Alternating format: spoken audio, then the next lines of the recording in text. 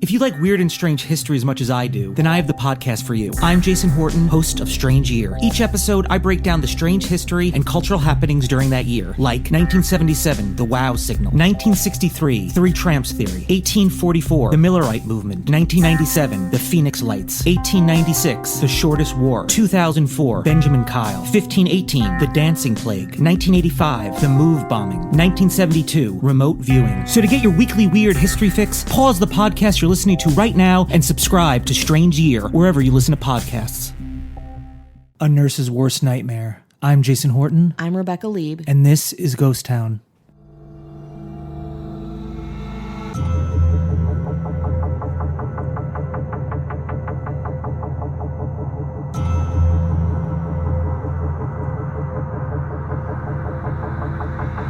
How'd you feel after killing those ladies?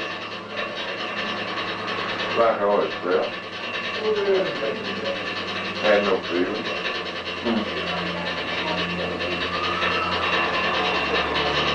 Hadn't really felt sorry or anything, no.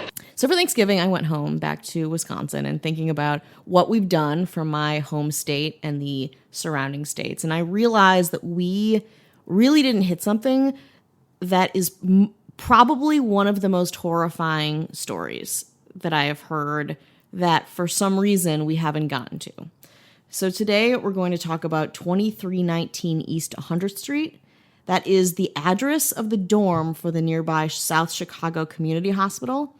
And it is also the site where Richard Speck brutally killed 8 student nurses who were studying at the hospital in the early morning hours of July 14th, 1966. 1960s. I love some mid-60s. That's right. Especially in Chicago. Like, we're getting Chicago, it's working class. There's a lot of people on the down and out, especially in this area specifically. But it's still crime. Yeah, oh, absolutely. Running wild, yeah. Absolutely. And especially for someone like Richard Speck, it's like everybody should have seen this coming, and which is also very infuriating. Nothing about him changes over the course of this, and nothing about him seems surprising. So he was born in Kirkwood, Illinois, local, the 7th of 8 children of Benjamin Speck and Mary Speck. His oldest brother died at 23 in an auto accident in 1952. His father was a blue-collar guy, worked as a packer, a farmer, a logger. He was very close to his father, who died in 1947 from a heart attack at the age of 53. Speck was 6. A few years later, Speck's religious, very teetotaler mother fell in love with this horrible traveling insurance salesman from Texas. His name was Carl Lindbergh. And she met him on a train trip to Chicago. So he was a hard drinker.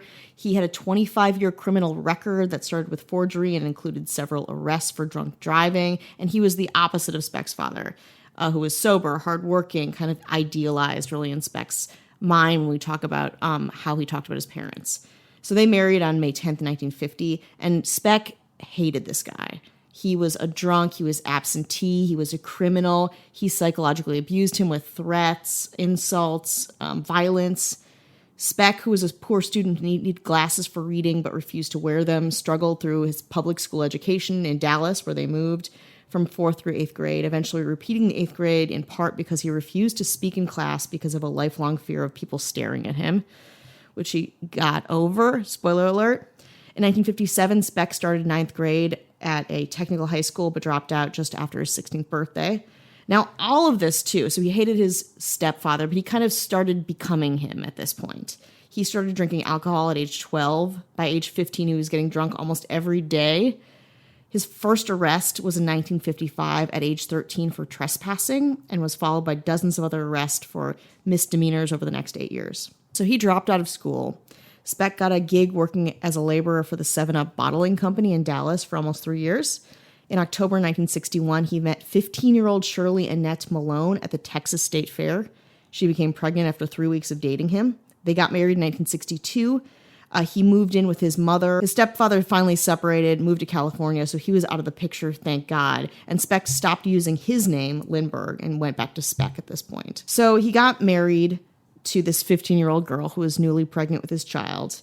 Speck's daughter, Robbie Lynn, was born on July 5th, 1962. His wife didn't know that Speck was serving a 22-day jail sentence for disturbing the peace in Texas after a night of boozing, so his one daughter was born without him there. So he was already starting this really bad streak of crime, just being a shitty human being, and generally like continuing this just alcoholic stupor that he would be in for almost the rest of his life. Even in prison, he kind of got to do whatever he wanted to do. In July 1963, Speck was caught after he forged and cashed a coworker's $44 paycheck. He also robbed a grocery store, making away with cigarettes, beer, and $3 in cash. The 21-year-old Speck was convicted of forgery and burglary and sentenced to 3 years in prison. He was paroled after serving 16 months from 1963 to 1965 in the Texas State Penitentiary in Huntsville, Texas. 1 week after his parole, on January 9th, 1965, Speck was wielding a 17-inch carving knife when he attacked a woman in the parking lot of her apartment building. He fled when the woman screamed. He returned to prison in Huntsville, but due to an error, he was released just 6 months later. This is also a very important indicator of the broken penal system and him kind of being a white, generally handsome-ish man who did okay in front of most people and hid his pathology and knife play for some unfortunate people. After his release from prison, Speck worked for 3 months as a driver for the Patterson Meat Company and had 6 accidents with his truck before he was fired for failing to show up for work. In December 1965, on the recommendation of his mother, Speck, who was by then separated from his wife mercifully, moved in with a 29-year-old divorced woman, an ex-professional wrestler who was a bartender at his favorite bar, Ginny's Lounge, which still is in Chicago. You can go there, and needed someone to babysit her 3 children. This dude. In January 1966, Speck's wife filed for divorce. That same month, Speck stabbed a man in a knife fight at his favorite place, Ginny's Lounge. He was charged with aggravated assault, but a defense attorney hired by his mother was able to get the charge reduced to disturbing the peace. All of this was for naught. Speck was then fined $10 and jailed for 3 days after he failed to pay the fine. This was the last time he would be in police custody in Dallas. On March 5th, 1966, he bought a 12-year-old car, robbed a grocery store, stole 70 cartons of cigarettes, 70 cartons, sold them out of the trunk of his car in the grocery store's parking lot, abandoned the car. He just needed the car as a storefront. The police traced the car to Speck and issued a warrant for his arrest for burglary on March 8th. An arrest would mean another prison term, so on March 9th, 1966, Speck's sister Carolyn drove him to the Dallas bus depot, where he just went back to Chicago. He's still a young man at this point. He still has a lot of murdering to do. His family seems to be pretty culpable in a lot of this. Yeah, absolutely. Well. And I get it too, because the culture of being in kind of a lower class family too, and having all these siblings, you're kind of in it together. I think you're protective of each other. But this goes far and beyond all of that, obviously. Speck stayed with his sister Martha and her family in Chicago for a few days and then returned to his boyhood hometown of Monmouth, Illinois, where he initially stayed with some old family friends. Speck's brother Howard was a carpenter in Monmouth and found a job for him sanding plasterboard for another carpenter. He became angry, Speck, when he learned his ex-wife had remarried 2 days after she was granted a divorce on March 16th, 1966. He then moved into the Christie Hotel in downtown, which still exists. That was on March 25th, and spent most of his time in taverns around there. At the end of March, while Speck and some acquaintances were on bar-hopping trips to Gulfport, Illinois, they were detained overnight by police, and Speck reportedly threatened a man in a tavern restroom with his knife. Guy loves some knife play. On April 3rd, Mrs. Virgil Harris, a 65-year-old resident of Monmouth, returned home at 1 a.m. to find a burglar in her house brandishing a knife. He was 6-foot-tall white man who was very polite and spoke very softly with a southern drawl. The man blindfolded her, tied her up, raped her, ransacked her house, and stole the $250 she had earned babysitting that evening. A week later, Mary Kay Pierce, a 32-year-old barmaid who worked at her brother-in-law's tavern, Frank's Place, was last seen leaving the tavern at 12:45 a.m. on April 9th. She was reported missing on April 13th, and her body was found that day in an empty hog pen behind the tavern. She died from a blow to her abdomen, and that ruptured her liver. Also, hog pens behind taverns are a very specific thing happening in Monmouth, Illinois. On April 19th, 1966, Speck returned to stay at his sister Martha's second-floor apartment on the northeast side of Chicago. Martha's husband, who served in the Navy, thought that, maybe we should take him to the U.S. Merchant Marine to get a job that will be a suitable and steady occupation for Richard Speck. So on April 25th, he took him to the U.S. Coast Guard office to apply for a letter of authority to work as an apprentice seaman. The application required being fingerprinted, photographed, background check, and a doctor's exam, which He passed. He passed all of these things. And he went to join the 33-member crew of Inland Steel's Clarence B. Randall, which was on the lake on April 30th. He was in and out of Navy jobs, and on June 30th, Speck's brother-in-law, Gene, drove him to the National Maritime Union hiring hall 1 block east of 5 attached 2-story brick townhouses, 3 of which were occupied by South Chicago Community Hospital's senior student nurses and Filipino exchange registered nurses. 8 of the nurses lived in the easternmost townhouse, 2319 East 100th Street. On Friday, July 8th, 1966, Speck's brother-in-law drove him back to the NMU hiring hall to pick up his seaman's card and register for a ship. Speck lost out on that job to somebody else, and then Monday, July 11th, he had outstayed his welcome with his sister Martha and her family and went to a boarding house to stay. On Tuesday, July 12th, Speck returned to the NMU hiring hall. In mid-afternoon, he received an assignment on Sinclair Oil's tanker, but when he arrived at the ship, he found the spot had been taken, and he was driven back to the NMU hiring hall, which was then closed. He didn't have enough money for a rooming house. He had overstayed his welcome at his sister's place, so he slept in just an abandoned house not too far away. So we see this stepping down of things and the loss of hope. I mean, he's had 270 chances. Let's Yeah. give another 190 more, I guess. Why not? Why not? Let him keep his knife. Yeah. Can he keep his knife? Great. On Wednesday, July 13th, Speck picked up his bags and checked in at the NMU hiring hall yet again. He was very angry for being sent to a non-existent assignment before. Speck spent the rest of the day drinking in nearby taverns before he accosted 53-year-old fellow bar patron Ella Mae Hooper at knife point. Speck took her to his room at the Shipyard Inn where he was staying, raped her, and stole her black $16 mail order .22 caliber pistol. After dinner at the nearby Kay's Pilot House, he had a nice dinner. Speck returned to drink at the Shipyard Inn's tavern until 10:20 p.m., where he left dressed entirely in black, armed with a switchblade and Ella Mae Hooper's handgun, and then walked to 2319 East 100th Street. So here we are, 11 p.m., July 13th, 1966. Speck breaks into this dorm. He has been drinking all day and, according to him, had shot up heroin for the first time in his life. He muscled past Filipino nursing student Corazon Amorao, who answered the door when he knocked. So let's talk about her a little bit too, because she's a really important part of the story. She was born in the 1940s. We're not quite sure when. She is 4'10". She grew up in the small province of Bantagas near Manila in the Philippines. It was a village of about 200 people and famous for the balisong, a folded knife whose blade can be hidden in its dual handles. So again, kind of a different counterpoint. Knife familiarity. Is it like a butterfly knife? Yeah, it is kind of like that. The culture of the island revolves around this knife, a lot of commerce with this knife, and it really shows her, not that she had one on her, but it shows her familiarity with, I think, violence and also just being very resilient and resourceful. One of 8 siblings, Amorao spoke Tagalog before beginning to learn English at school in first grade. Her educational path eventually led her to nursing after graduating from Far Eastern University in Manila.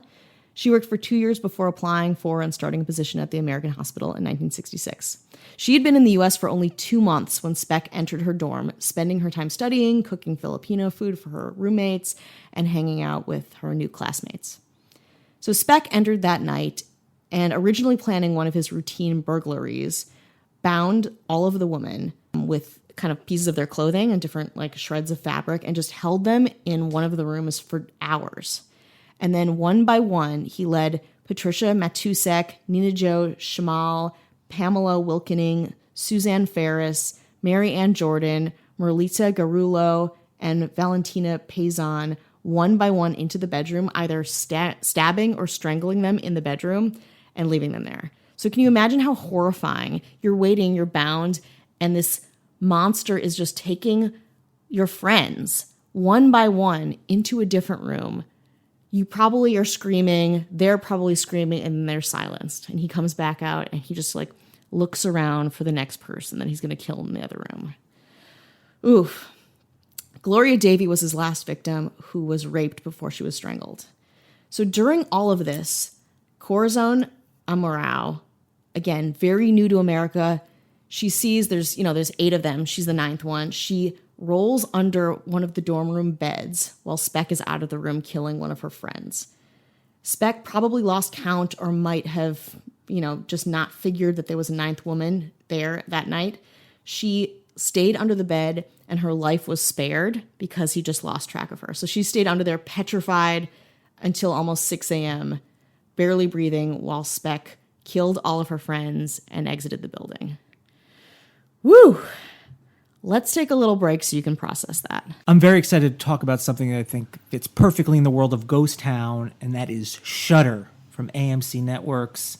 It is a premium streaming video service, super serving fans of all degrees with the best selection of horror and thrillers. Shudder's irrepressible and thriving community revels in all things provocative, evocative, and dangerous. There are new spine-tingling thrillers, shocking horrors, and edge-of-your-seat suspense added weekly. Shudder has the largest, fastest-growing human-curated selection of thrilling and dangerous entertainment. It is the Netflix for horror. You'll have unlimited access to stream ad-free on all your favorite devices: iPhone, iPad, Apple TV, Xbox One, Amazon Fire TV, Google Chromecast, Roku, Android devices. I like to watch it on Google Chromecast, but you can watch it however you want to. You can stream great thrillers, horror, and suspense for $5.99 a month or $56.99 per year. I already have a couple of favorites. One that we share together. Oh, yes. And my wife is a huge Shudder fan. Like she curates for me like a lot of really great stuff. And one movie that we were just talking about,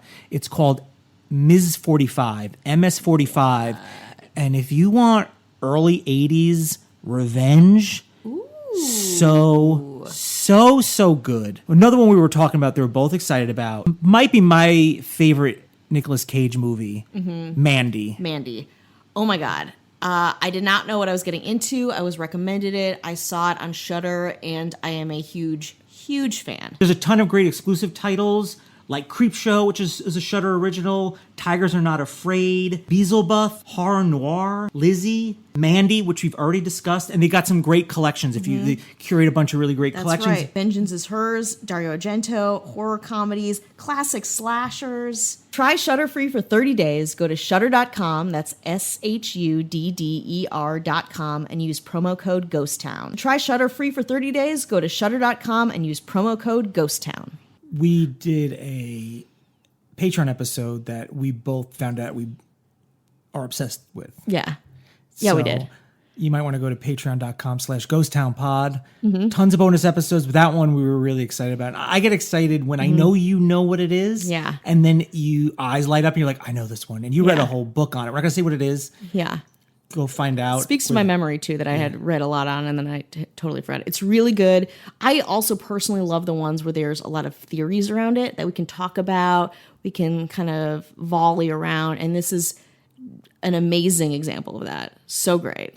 And our Instagram is Ghost Town Pod. Somebody was Hit us up. a supporter of you. Big Sky, BIGGSKY_. Writes, Jesus Christ, please keep saying bonies. Hey, I will till I die, Big Sky. And Angry Clock says really loves the podcast, and she recommended a documentary on Netflix called The Sound of Insects. Ooh, yeah, it sounds pretty scary. That sounds amazing. Yeah, some nice messages. And if you, wherever you're listening to podcasts, please rate and review 5 stars. It really helps out. Sometimes we take a beating in the review section. Yeah, it's people don't understand us. Yeah, so well, you do. We know you do. You do. You're special. Yeah, you get it and they don't. Yeah, that's right. It's us against them. Yeah. Send us money. Venmo us money. We are your gods. We are your gods. Just leave the review. It's fine. Let's get back to Chicago, though, in 1966. Speck has just murdered a bunch of people. Corazon Amaral has survived. 2 days after the murders, Speck was identified by a drifter named Claude Lunsford. Speck, Lunsford, and another man had been drinking the evening of July 15th, right after, actually, not even right after.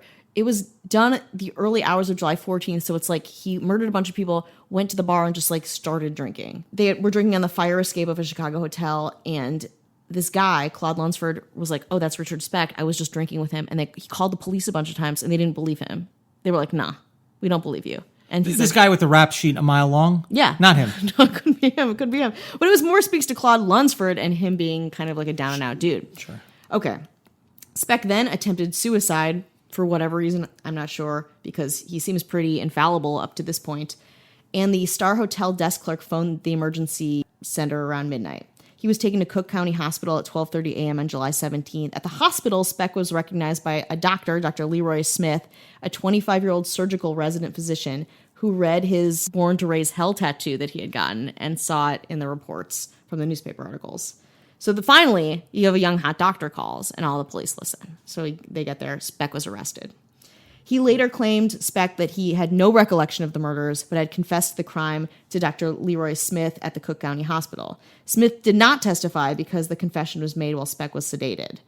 In a film inmates made at the Stateville Correctional Center in 1988, which there is ample footage of online, which is incredibly disturbing, Speck is sitting next to his prison lover at the time. He's almost totally naked. He's wearing women's underwear. And in this video, too, he is doing lots of drugs and like kind of making out, like it gets very graphic, and I haven't seen the whole thing, but you're like, oh my God, like this guy is still this guy. It's very haunting. In this film at the Stateville Correctional Center that was made in 1988, Speck recounted the brutal murders in detail. He again stated that he was high that night, but then he undercut the idea that the drugs were a mitigating factor because he said he could have done it sober.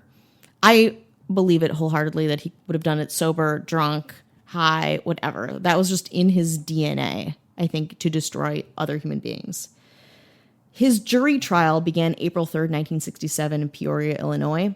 In court, Speck was positively identified by the sole surviving student nurse, Corazon.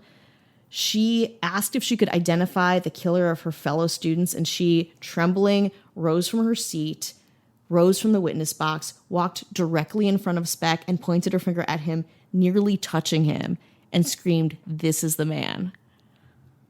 Pretty awesome. Lieutenant Emil Guys testified regarding the fingerprints that were matched too, so it was quite obviously him. On April 15th, after 49 minutes of deliberation, just 49 minutes, a little bit longer than a Ghost Town podcast, the jury found Speck guilty and recommended the death penalty. On June 5th, Judge Herbert J. Passion sentenced him to die in the electric chair. Oddly enough, in December 1965 and March 1966, Nature and The Lancet published findings by British cytogenicist Patricia Jacobs and colleagues of a chromosome survey of patients at Scotland's only security hospital for the developmentally disabled. 9 of the patients, ranging from 5'7" to 6'2" in height, were found to have an extra Y chromosome, the so-called XYY syndrome. Jacobs' hypothesis that the men with the XYY syndrome are more prone to aggressive and violent behavior than males with the normal XY chromosome. This later showed to be totally incorrect, but something about this theory really sticks with Speck. In August 1966, Eric Engel, a Swedish endocrinologist and geneticist at Vanderbilt University, wrote to Speck's attorney suggesting that Speck might have the XYY syndrome. An analysis of Speck's chromosomes showed that he was just a regular XY. A month later, a court-appointed panel of 6 physicians rejected Getty's insanity argument and concluded that Speck was mentally competent to stand trial. But in 1968, biochemist Mary Tefler falsely recorded again that Speck maybe had an XYY karyotype from her studies, again, back in the 60s. That, and apparently acne scarring is another point of entryway into this weird genetic mutation. She described him as the archetypal XYY male. But he was not this. Something about this is perpetuated in his mythology and genotype, and it's something that was not true, but made him special again as someone who's already repeatedly been giving more leniency. It's like they found an excuse to make it more lenient towards him or to make him feel like a victim of his genetics. On June 28th, 1971, the U.S. Supreme Court upheld Speck's conviction but reversed his death sentence because more than 250 potential jurors were unconstitutionally excluded from his jury because of their conscientious or religious beliefs against capital punishment. The case was remanded back to the Illinois Supreme Court for resentencing. In 1972, U.S. Supreme Court declared the death penalty unconstitutional, so the Illinois Supreme Court's only option was to order Speck resentenced to prison by the original Cook County Court. Speck was resentenced from 400 years to 1,200 years in prison, 8 consecutive sentences. He was denied parole in 7 minutes at his first parole hearing on September 15, 1976, and at the 6 subsequent hearings in 1977, 78, 81, 84, 87, and 1990. While incarcerated at the Stateville Correctional Center, Speck was given the nickname the Birdman after the film Birdman of Alcatraz because he kept a pair of sparrows that had flown into his cell. He was described as a loner who kept a stamp collection and enjoyed listening to music. His contacts with the warden included requests for new shirts, a radio, and other mundane items. The warden merely described him as a big nothing doing crime. Speck was not a model prisoner. He was often caught with drugs or distilled moonshine, which he brewed himself. Punishment for these infractions never stopped him. How am I going to get in trouble? He would say, I'm here for 1,200 years. Speck hated reporters and granted only a couple press interviews. In 1978, he gave Bob Greene of the Chicago Tribune an interview. During it, he publicly confessed to the murders for the first time and said he thought he would get, not technically because he was sedated and confessed to the doctor too, but publicly sober. And he said he thought he would get out of prison between now and the year 2000, at which time he hoped to run his own grocery store business. When Greene asked him if he compared himself to celebrity killers like John Dillinger, he replied, "Me, I'm not like Dillinger or anybody else. I'm freakish." Speck stated that at the time of the killings he had no feelings, but then things had changed. "I had no feelings at all that night. They said there was blood all over the place. I can't remember. It felt like nothing. I'm sorry as hell for those girls and for their families and me. If I had to do it all over again, it would be a simple house burglary." Speck's final thought for the American people was, "Just tell them to keep their hatred for me. I know it keeps up their morale, and I don't know what I'd do without it." It's like he's like a martyr, It's still like this white male privilege, self-centered bullshit. Seems a little fetishizing. Yeah. Back, we talk about that now. Is a big dialogue of how we celebrate and fetishize serial killers. He gets pretty wrecked in prison. He doesn't look like he did when he was 25 years old. But he is still partying. This footage is he looks happy, healthy. He's doing drugs publicly in front of a camera. It's insane. In his book, Mindhunter, Inside the FBI's Elite Serial Crime Unit, John E. Douglas of the FBI's Behavioral Science Unit refers to a telling prison incident Speck revealed to him in an interview. He found an injured sparrow that had flown in through one of the broken windows and nursed it back to health. When it was healthy enough to stand, he tied a string around its leg and had it perch on his shoulder. At one point, a guard told him pets were not allowed in prison.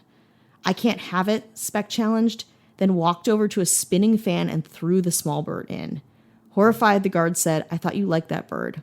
"I did," Speck replied, "but if I can't have it, no one can." In May 1966, Chicago television news anchor Bill Curtis received videotapes made at Stateville Correctional Center in 1988 from an anonymous attorney. And these are the tapes that we've been talking about most of this episode. Showing them publicly for the first time before the Illinois State Legislature, Curtis pointed out the explicit scenes of sex, drug use, and money being passed around by prisoners who seemingly had no fear of being caught.